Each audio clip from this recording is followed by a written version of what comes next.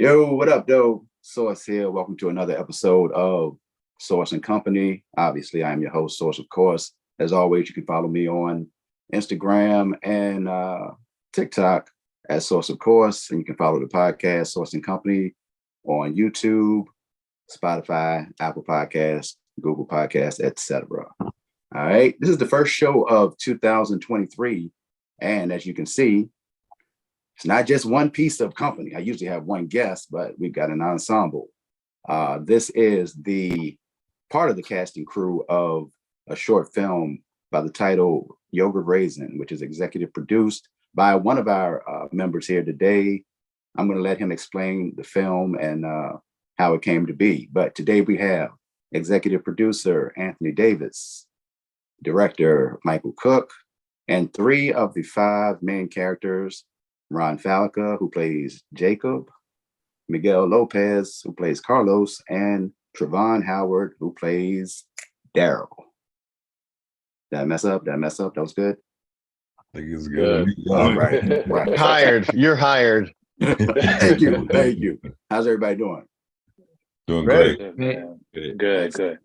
I appreciate y'all being here. Now, I talked to Anthony. Well, actually, I'll just start with you, Anthony. We had talked about the film world premiering at the Denton Black Film Festival recently. How was that experience, and how did that go? It was good, man. First film of our 2023 film festival run. So the Denton Black Film Festival was very, very well planned out thoroughly. The block of films that Yogurt Raisin screened in, all of the films were solid within that block. But yeah, definitely it was a good time in Texas last weekend. All right, now Yogurt Raisin. I still feel the same way that I felt when I first heard it. What is going on? Please explain the idea behind Yogurt Raisin. All right, so Yogurt Raisin is pretty much loosely based on me and my 5 to this day childhood friends who are all Caucasian. We take trips together till this day, like every year. When we do a guys trip, we still hang out when I come to town. And they all love the African-American culture. That's the unique thing about it. So sometimes when we go out of town, we'll talk God talk, finances, and we'll talk hip hop, and they're very in tune to like early hip hop, like late 70s, early 80s. They love Black women. So it's some conversation. Who doesn't? Right. So I always thought, like, what if they were ever put in a messed up situation that sometimes some Black men are put in? You know, would they still embrace us, or, you know, would they, you know, go back to, you know, to their race? Right. So that was the first idea of me coming up with Yogurt Raisin. So I hired a screenwriter, William Roebuck. We went back and forth with an outline on our notepad on our iPhone until we got a solid outline. And then William, you know, wrote the script, wrote a couple of drafts. Nice. Now, Michael, you are the director of this film. What was it that piqued your interest? What drew you to the project? It was really like the script first and foremost. Anthony's take on a very nuanced but not so unique experience that I think Black people go through sometimes, when specifically Black men, I would say, you know, we speak to our existence, go through sometimes when they're dealing with people of another race, trying to identify or relate with a culture that they don't fully understand. And kind of how Anthony said, like, the human existence is weird, specifically when you have so many things kind of interlaced in the story: marriage, love, and alcohol, and, you know, a little bit of bravado of a night before a wedding.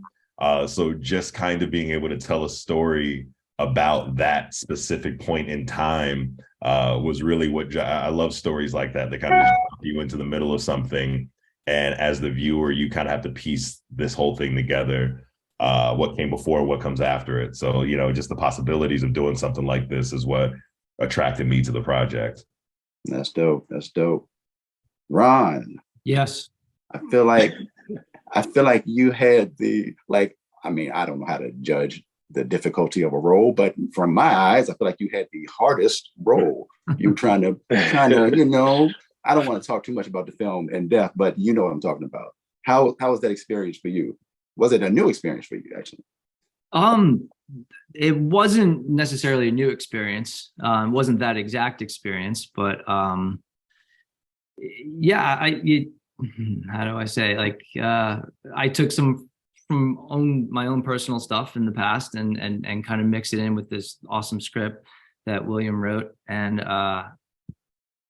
you know, had some amazing actors to work with here, and it was a lot of fun, you know, to kind of find Jacob and where he's coming from and how he works, and, you know, working off of his friend Daryl. And so yeah. Do you have any more bars you want to drop while we're here? That was the hardest part. That was the hardest part. I was cracking up. Yeah. So Trivon, you are the yes. You are the, well, I guess future brother-in-law of Jacob in the movie. Did any parts of the character, like going into it, did any parts of the character of Daryl resonate with you?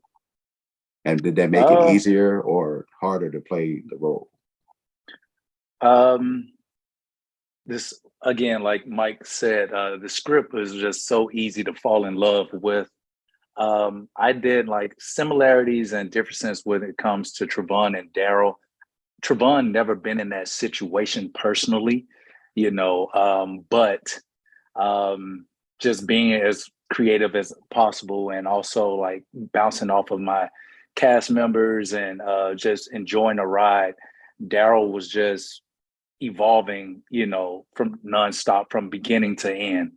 And so, you know, the experience for me with Daryl turned into, it became like a love within myself, you know, and trying to just really just bounce off the other characters, really. Similarities, Daryl and Trivon are kind of the opposite, you know what I'm saying? But yeah, it was challenging. But again, like the process with the cast and the crew made it so easy, you know, to just be present. And yeah, it was fun. Excellent. Like I said, before we started, y'all did a great job in portraying the characters and making the story, you know, plain. It was plain. And you could see the internal struggle in your character trying to deal with the situation and trying to figure out how to, you know, maneuver. Yeah. Miguel. Yes, sir. What's up? Miguel looks familiar. Do I know this guy? But I saw you, I believe, in Spin. Am I correct? You are correct. Yeah, that's where I met Anthony. Yeah. Yeah. Sorry, you had to see me naked like that, brother. Yeah, that was a lot. Going on. Yeah, it's completely two different characters, which was fantastic to play. I mean, but yeah, I was in Spin. Fantastic time being on set with those guys. But here we are with these here now. How was that? Because that was this is a bigger ensemble for this particular movie. How was it in comparison to dealing with being one of the two main characters in Spin and being one of the five main characters in Yoga Raisin?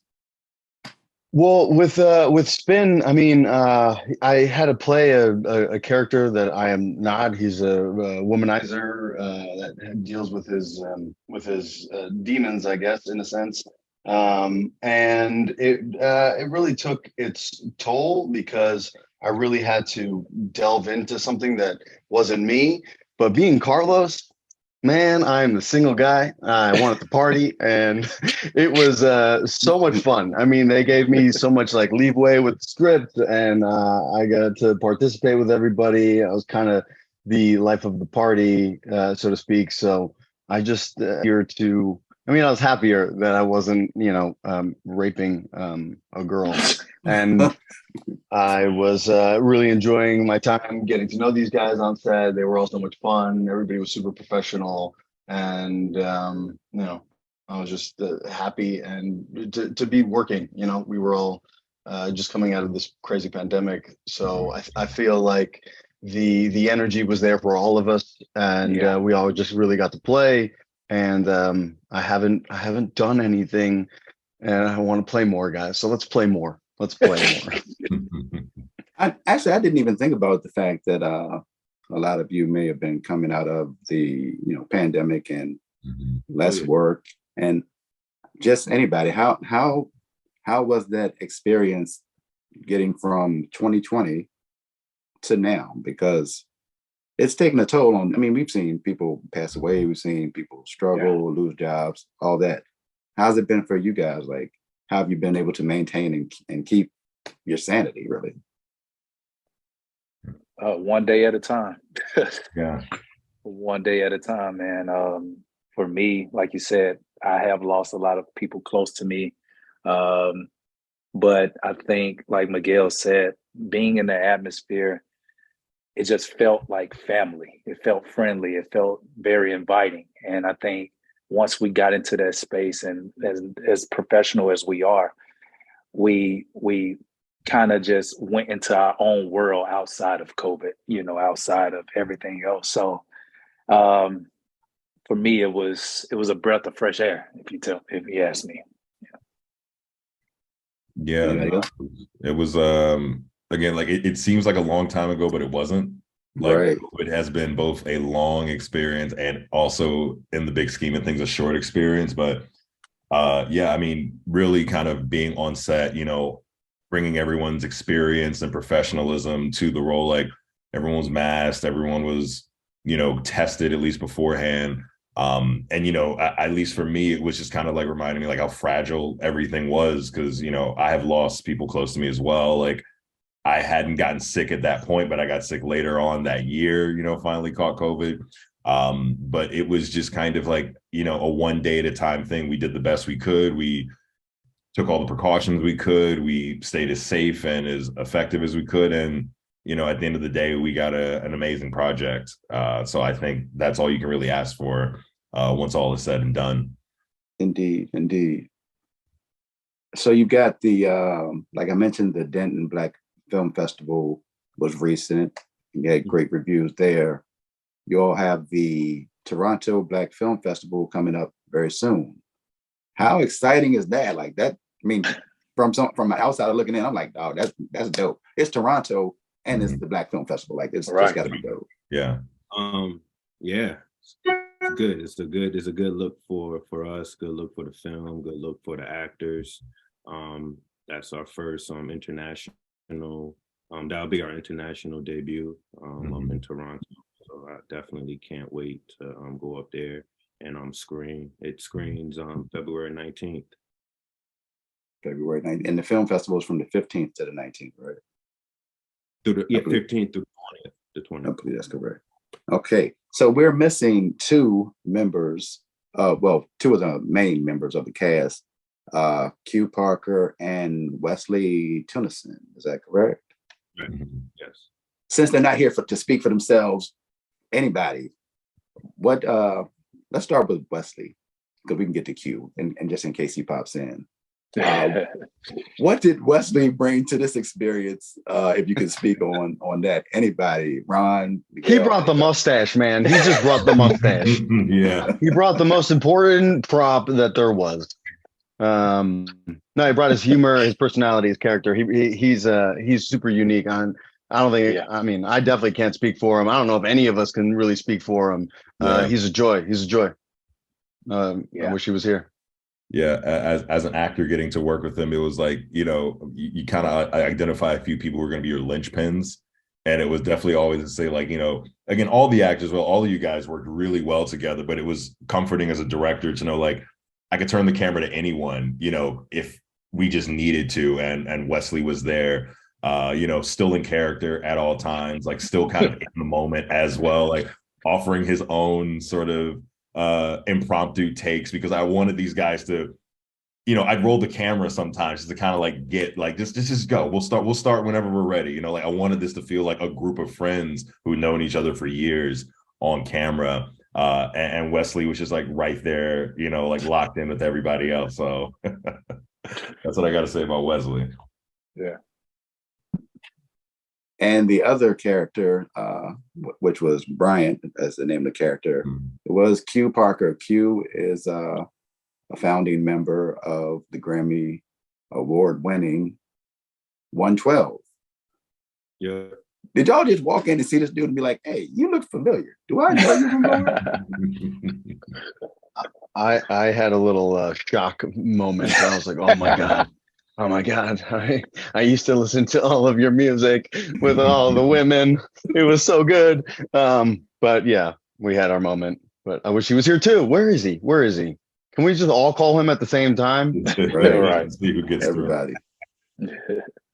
So if you had to take one, it's kind of tough to sum up in one word, maybe one sentence. If you could encapsulate the whole yogurt raisin experience into one sentence, what would it be? Starting from Ron.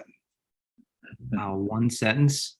You can have commas and Yeah, the whole experience.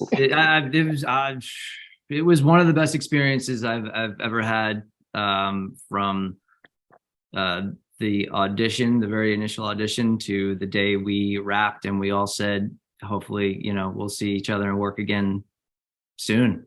I think we all even blew up Anthony's phone after that. We're like, all right, what's next? Right. I like You're that. like, this is awesome. Let's do it again. Does that work? That works for me. Okay, cool. What you got, Trivon? Let's I'm gonna take it from one sentence to one word, and I'll just say brotherhood. We just created a brotherhood, man, and it's deeper than the surface of the definition of brotherhood for us, for me. And I think that's what we took away from this film, and we hope that other people take away from it as well, that no matter your race, no matter your color, we're all brothers and we're all trying to do this thing together. Miguel. What was the question? I was partying in my head. What? What did we all take away? What was Yeah, from Yogurt Raisin, if you had to define your experience in one sentence or even one word, what would it be? Well, this is my second time in Atlanta, and the hospitality and what Trivon just said, the brotherhood was so inviting. I really enjoyed just meeting new people that have the common goals, and everybody worked at trying to achieve those goals. And this is a run-on sentence. And basically getting back with creatives was a breath of fresh air post-pandemic. So I was just super charged and loving every moment of being with these guys. I would go to you next, Mike, but I know Anthony doesn't like to talk, so I'm gonna let him go and then come back. Okay, whatever we got to do. Very humble cast and crew, and very humble professional cast and crew. There you go. Michael. I would have to say it was art and talent personified, like both in front and behind the camera. A lot of talented people, a lot of artful people. Like I really felt just, everyone on set was enjoying what they were doing and operating at their highest capability. Because at the end of the day, this should be fun. This should be enjoyable. So that's what I took away from it, art and talent. Excellent. I appreciate you guys. Yes, sir. So Mike Cooke just corrected me. Toronto Black International Film Festival, Yogurt Raisin will screen on February the 18th. Yeah, 9 p.m. February 18th, 9 p.m. Toronto Black Film Festival. Yeah, Dope, Who's dope. going? Who's going? I'm going. I Mike? would love to. Anthony? Yeah. This You is might. Anthony, you going? I'm going. Yeah, I'll be there. This is technically my second Toronto Black Film Festival. My first film got into Across the Tracks. It got in there in 2017. So I'm looking That's forward to what's going. I'm looking forward to going back. Yeah, it's been a minute. So That's I awesome. can't wait to get back there. Excellent. Any last words, gentlemen? Because y'all have been great, and I appreciate your time. Nah, when I'm looking forward to the where can we see this when this is airing? What is going on? Right. It's a great question. We'll have to figure that out after we close this thing out. Of course.